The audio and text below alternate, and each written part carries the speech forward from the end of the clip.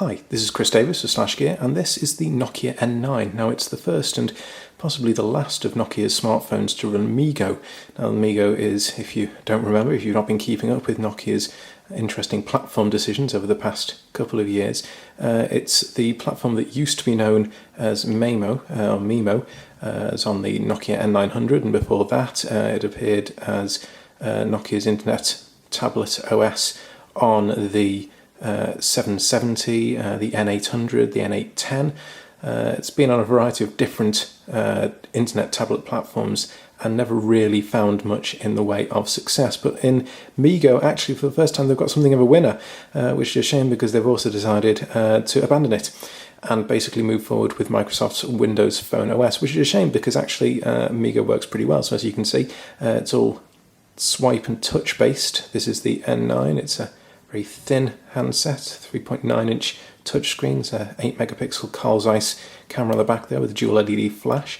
It's got all the usual Nokia functionality and features, so Pentaband 3G, Wi-Fi ABGS, NFC built into this, and it's got this beautiful 3.9-inch 854x480 clear black AMOLED display with brilliant viewing angles, great colours.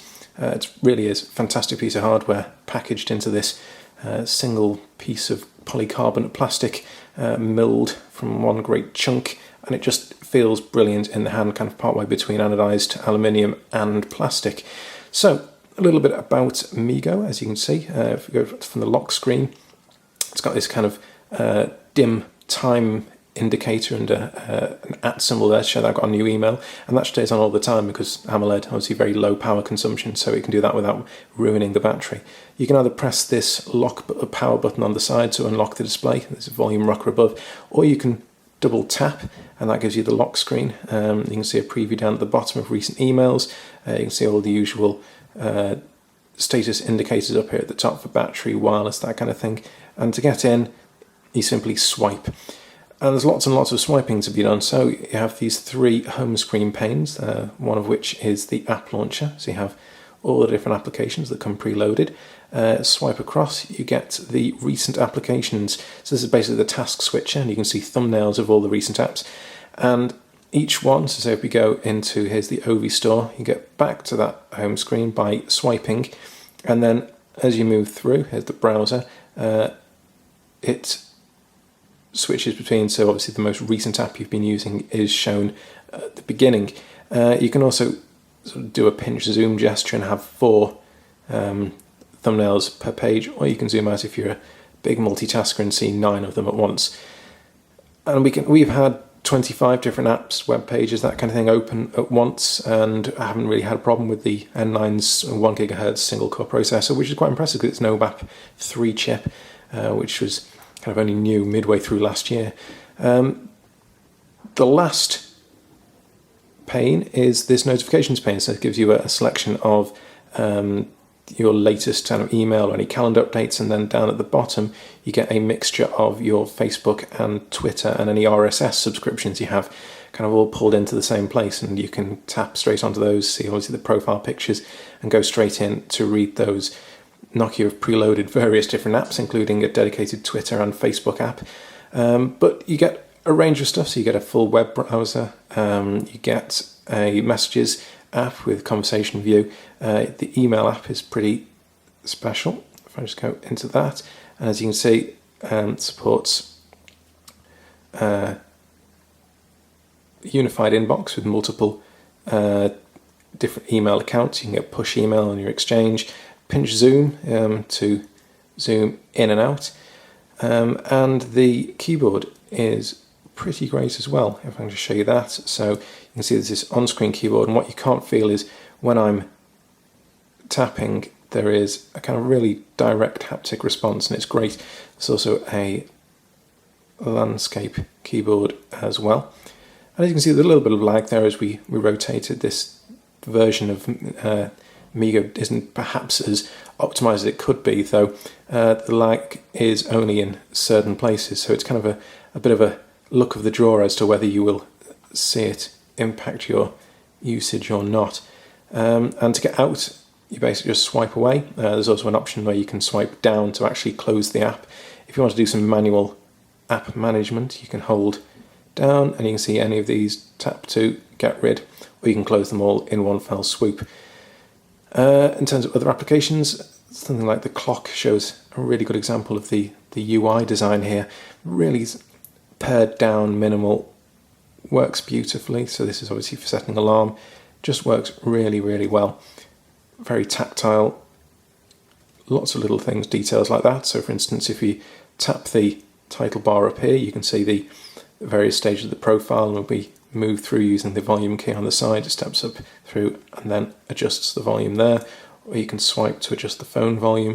You get to see what Wi-Fi network you're connected to, any kind of recent updates or activity transfers, and availability here for Facebook and Google Talk, so you can log into Google Talk, IM, Facebook IM. It's also a Skype client on here as well, which you can log into and do chat and voice over IP. And there's all the usual SIP settings, so that if you've got your own voice over IP account, you can log in as well and use that alongside the regular phone client. So Nokia's thought of a lot here. Little things like the gallery looks really nice. You can also assign tags to different images and videos and then view it by tag rather than just this kind of timeline view. And there's all the usual pinch zoom. Every tap we can add it to favorites, which is basically just a subset gallery, or we can share it out and eventually we should, there's quite a few things running in the background at the moment. I've been playing with this a lot. But as you can see, we can share it via Facebook, via MMS message, mail, Bluetooth, or via NFC. So if you had another NFC-enabled handset, such as another N9 or one of Nokia's other recent NFC-enabled phones, you could basically just tap the phones together and spit across that picture and get rid of it like that.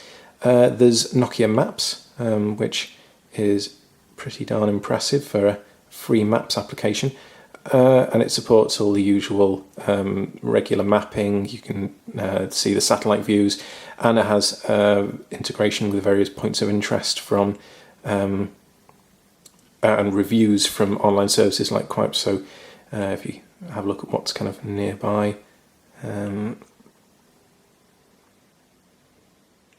with some, you get a range of different reviews and that kind of thing. And there's also the Drive application, which gives you GPS, but in a kind of a very car-friendly UI. So obviously big buttons, so that when you're driving you can just stab along 2D and 3D mapping, satellite view, and voice-guided directions. Now if you're walking, there's also turn-by-turn directions for people on foot, so pedestrians aren't left out either.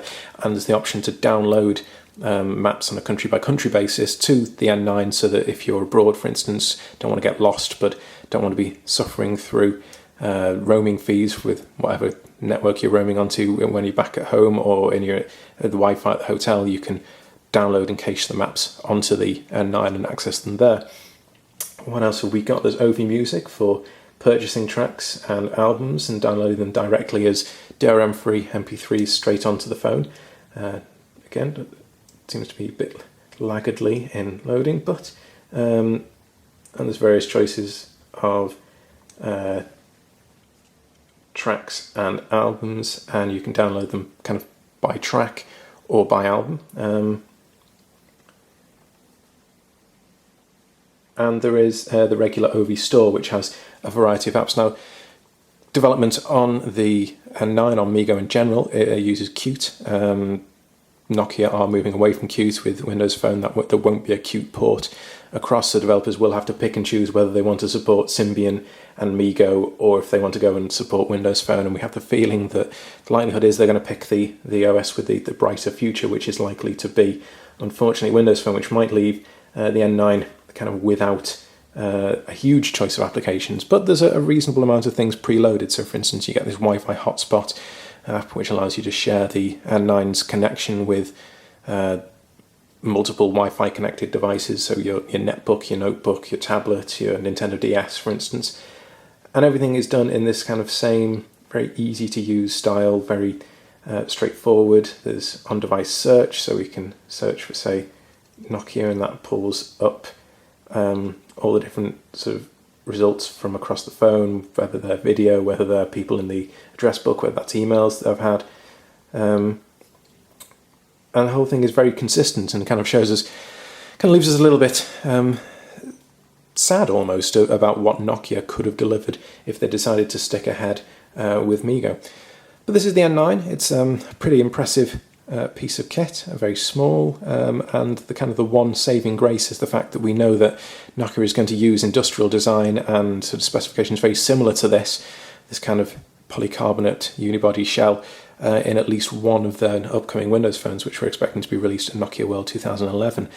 And so that, it's not going to be the end of the line for this particular style, though at the moment MeeGo's future isn't looking great.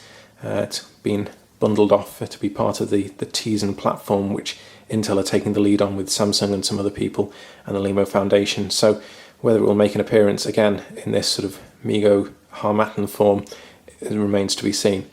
But this is the Nokia N9. The full review is up on SlashGear right now. Thank you very much for watching.